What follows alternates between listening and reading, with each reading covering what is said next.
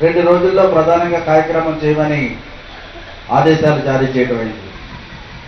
రైతు కూలీల పరిస్థితుల గురించి, కరువు అకాల వర్షాలు నష్టపోయినటువంటి పరిస్థితుల గురించి తెలుగుదేశం పార్టీ మేనిఫెస్టో ఇచ్చిన వాగ్దానంలో స్వామినాథన్ కమిటీ ఏం చెప్పిందంటే ఉత్పత్తి వ్యయం మీద అదనంగా 50% కనీస మద్దతు ధర ఇవ్వాలన్నటువంటి విషయం చెప్పింది.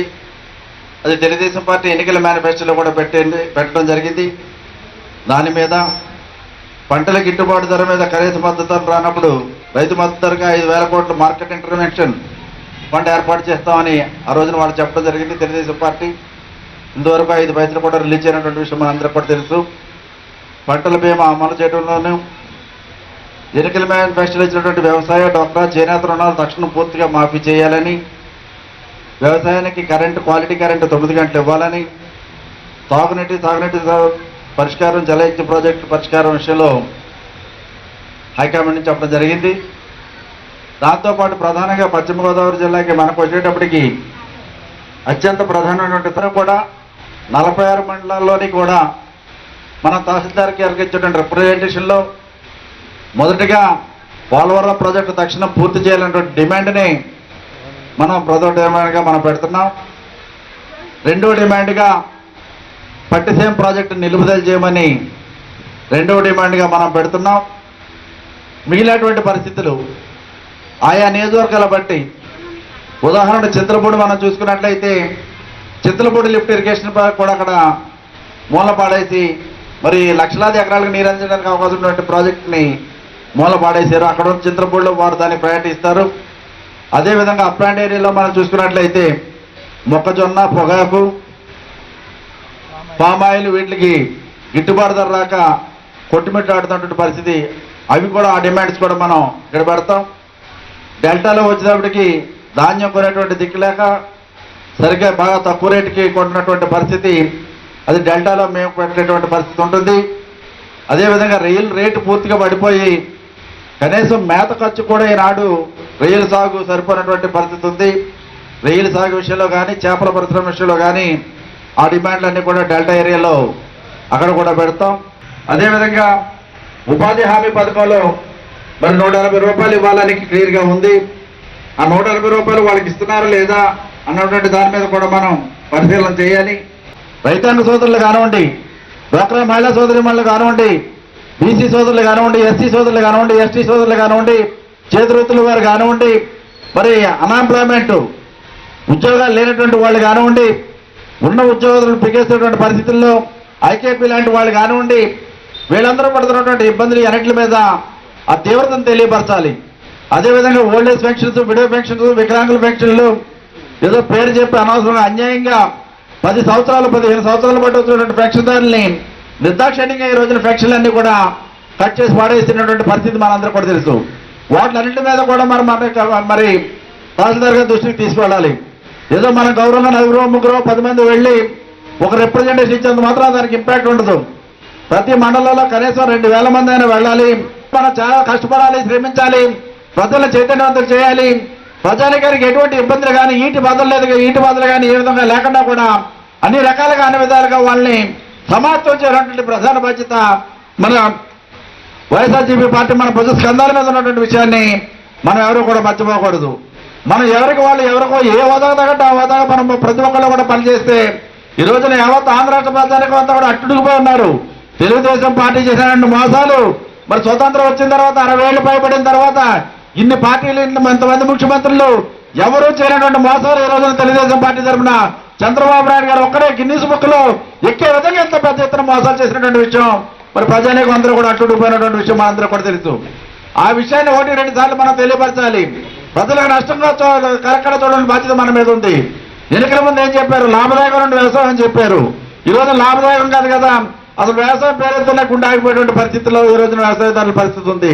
అదేవిధంగా మహిళా సోదరి అందరూ కూడా బంగారం లోన్లన్నీ కూడా మీరెవరో 1 పైసా కట్టకండి, వ్యవసాయం చేసే వాళ్ళు 1 పైసా కట్టకండి, 6 నెలల్లో మేము వస్తాం, సంవత్సరంలో మేము వచ్చేస్తున్నాం, తెలుగుదేశం పార్టీ అధికారంలోకి వస్తుంది, వచ్చిన వెంటనే మీ బంగారం అంతా బ్యాంకు నుంచి డైరెక్ట్ గా మీ మెడలోకి మీ బీరువాల్లోకి వచ్చేస్తుందని చెప్పడం జరిగింది. నిజం కాదా అని నమ్మారు. వ్యవసాయదారులు కూడా అదే నమ్మారు. ప్రతి ఒక్కరికి 2 లక్షలు 3 లక్షలు అప్పు ఉండడం మూలంగా అది వైఎస్ఆర్సీపీ పార్టీకి అభిమానం ఉన్నా కానీ ఎక్కడ 4 లక్షలు పోతుందేమో ఓటు వస్తే అన్నటువంటి తొందరపాటుతనంలో మరట్టు ఓట్లు వేసినటువంటి విషయం కూడా మనకు తెలుసు. ప్రధానంగా మరి ఈ రోజున రాష్ట్రంలో అధికారంలో ఉన్నటువంటి తెలుగుదేశం పార్టీ ప్రభుత్వం ఎన్నికల ముందు ఇచ్చినటువంటి హామీలు వాళ్ళ మేనిఫెస్టోలో కానీ లేకపోతే వాళ్ళ బహిరంగ సభలో చెప్పినటువంటి స్పీచెస్లో కానీ ఇచ్చినటువంటి ఏ ఒక్క హామీని కూడా నెరవేర్చకుండా తాత్సారం చేస్తూ ఈ రోజున ఆనాడు ఎన్నికల ముందు ప్రజలను మోసం చేసి అధికారంలోకి వచ్చిన తర్వాత కనీసం వాటి గురించి పట్టించుకోవటం ఇది చాలా దురదృష్టకరమైన పరిణామం. కనుక దీని మీద వైఎస్ఆర్సీపీ పార్టీ తరఫున తెలుగుదేశం పార్టీ చెప్పినటువంటి మాటలు నమ్మి ఓటేసినటువంటి ప్రజానీకానికి తెలుగుదేశం పార్టీ ఇచ్చినటువంటి వాగ్దానాలని అమలు చేయించడానికి వైఎస్ఆర్సీపీ అమలు చేయించి రైతాంగ సోదరులు కానీ డోక్రా మహిళా సోదరులు కానీ లేకపోతే అన్ఎంప్లాయ్మెంట్ సోదరులు కానీ ఎస్సీ ఎస్టీ బీసీ మైనారిటీ సోదరులు కానీ చేతివృత్తుల వారు కానీ ప్రతి ఒక్కరికి కూడా న్యాయం చేయాలనేటువంటి ఉద్దేశంతో వైఎస్ఆర్సీపీ పార్టీ తరఫున ఈ నెల 4వ తారీఖుల్లో 2 రోజుల పాటు ఆంధ్ర రాష్ట్రంలో అన్ని జిల్లాలతో పాటు పశ్చిమ గోదావరి జిల్లాలో కూడా 4వ తారీఖుల్లో అన్ని తహసీల్దార్ కార్యాలయాల్లోని కూడా మరి జనంతో వెళ్ళి రైతాంగ సోదరులతో ఎవరైతే నష్టపోయారో ఎవరైతే మోసపోయారో ఓల్డ్ ఏజ్ పెన్షన్స్ కానీ విడో పెన్షన్స్ కానీ లేకపోతే రైతుల సోదరులు కానీ ఈ డోక్రా మహిళలు కానీ అన్ఎంప్లాయ్మెంట్ సోదరులు కానీ ఎవరైతే మోసపోయారో వాళ్ళందరితో కలిసి వాళ్ళందరినీ కూడా తీసుకువెళ్ళి మరి తహసీల్దార్ గారికి తెలియపరిచి రిప్రజెంటేషన్ కూడా ఇచ్చి వైఎస్ఆర్సీపీ పార్టీ తరఫున వీళ్ళందరి తరఫున కలిసి నిరసన తెలియపరుస్తాం. ప్రధానంగా మన జిల్లాకు వచ్చేటప్పటికి మరి Polavaram project demand. Polavaram project అన్నది స్వర్గీయ రాజశేఖర రెడ్డి గారి ధైర్య సాహసాలతో మరి స్వతంత్రం వచ్చి 60 ఏళ్ళు గడిచిపోయినప్పటికీ కూడా ఎవరు కూడా దాన్ని వంక చూడడానికి ధైర్యం సరిపోయినప్పటికీ కూడా రాజశేఖర రెడ్డి గారు ఆలోచన చేసి ఈ ప్రాజెక్టు ఆంధ్ర రాష్ట్రానికి అంతా కూడా ఉపయోగపడుతుంది. ప్రధానంగా తూర్పుగోదావరి పశ్చిమ గోదావరి జిల్లాలతో పాటు కృష్ణా గుంటూరు జిల్లాలతో పాటు అటు రాయలసీమ ప్రాంతానికి ఇటు తెలంగాణ మన ఉత్తరాంధ్ర ప్రాంతానికి అన్ని జిల్లాలకు కూడా సక్రమంగా నీరు అందించడానికి అవకాశం ఉంటుంది. మేజర్గా గ్రావిటీ ద్వారా నీరు అందించడానికి అవకాశం ఉన్నటువంటి ఏకైక ప్రాజెక్ట్ ఇది కనుక దీనికి ప్రయారిటీ ఇవ్వాలని ఆయన ప్రాజెక్టు శాంక్షన్ చేయించుకుని 4,500 కోట్లు ఖర్చు పెట్టి మరి ఈ రోజున మనందరం కూడా చూస్తున్నాం. మరి అదృష్టవశాత్తు దానికి కేంద్రం నుంచి మరి జాతీయ ప్రాజెక్టుగా కూడా గుర్తింపు కూడా రావడం జరిగింది.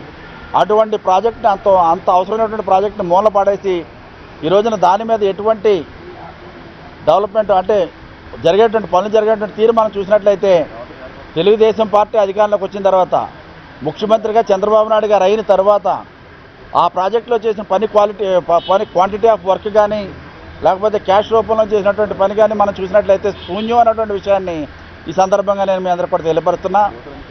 ఎటువంటి పనులు కూడా పోలవరం ప్రాజెక్టులో జరగట్లేదు. కనీసం అక్కడ ఆయిల్కి కూడా డబ్బులు ఇవ్వడానికి లేక అక్కడ ఉన్నటువంటి వాళ్ళందరూ కూడా స్ట్రైకులు చేస్తున్నటువంటి పరిస్థితి మనం చూస్తున్నాం, కళ్ళ ముందు మనం చూసాం. మొన్న మేము విజిట్ చేసినప్పుడు కూడా జగన్మోహన్ రెడ్డి గారు కూడా స్వయంగా పోలవరం ప్రాజెక్టు విజిట్ చేయడం జరిగింది. అధికారులను కూడా అడగడం జరిగింది. పనులు ఏ విధంగా జరుగుతున్నాయంటే పనులు ప్రస్తుతానికైతే ఏమీ జరగట్లేదు, భవిష్యత్తులో జరుగుతాయని అనుకుంటున్నామనే చెప్పారు తప్ప ఈ పని జరిగింది ఆ పని జరిగిందని చెప్పడానికి కూడా అధికారులు కూడా సాధించలేదు. ఎందుకు సాధించలేదంటే ఏమీ పనులు జరగట్లేదు కనుక సాధించలేదు అన్నటువంటి విషయాన్ని తెలియపరుస్తున్నాం. కనుక మేము కోరేది ఏంటంటే పోలవరం ప్రాజెక్టుని తక్షణం పనులు వేగవంతంగా చేయాలి.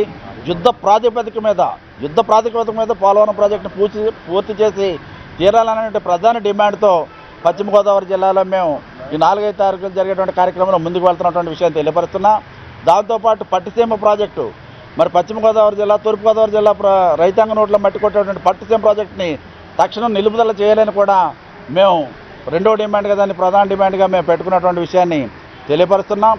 వీటితో పాటు మరి చింతలపూడి లాంటి ఎత్తుబాతల పథకం చక్కటి ఎత్తుబాటు పథకం ఉంది చింతలపూడిలో మనకి.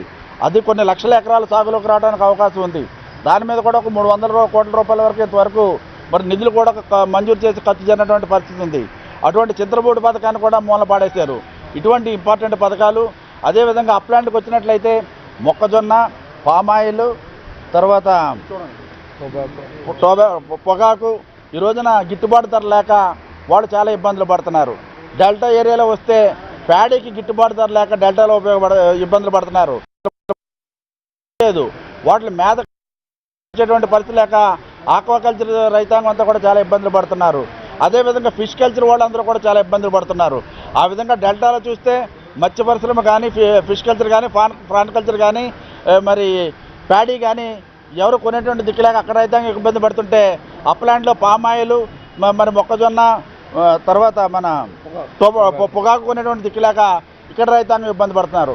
ఆ సమస్యలను కూడా మేము ప్రధానంగా పెట్టుకొని వీటితో పాటు ఇంకా రాష్ట్ర వ్యాప్తంగా ఉన్నటువంటి కొన్ని సమస్యలు, మనకు కూడా రాష్ట్ర వ్యాప్తంగా ఉన్నటువంటి సమస్యలు, మంచినీటి ఎద్దడి విషయంలో కానివ్వండి, రైతు కూలీల విషయంలో కానివ్వండి, కరువు అకాల వర్షాల వల్ల నష్టపోయినటువంటి రైతాంగానికి నష్టపరిహారం చెల్లించే విషయంలో కానివ్వండి, తెలుగుదేశం పార్టీలో మేనిఫెస్టోలో ఇచ్చినటువంటి వాగ్దానం మనకు తెలుసు.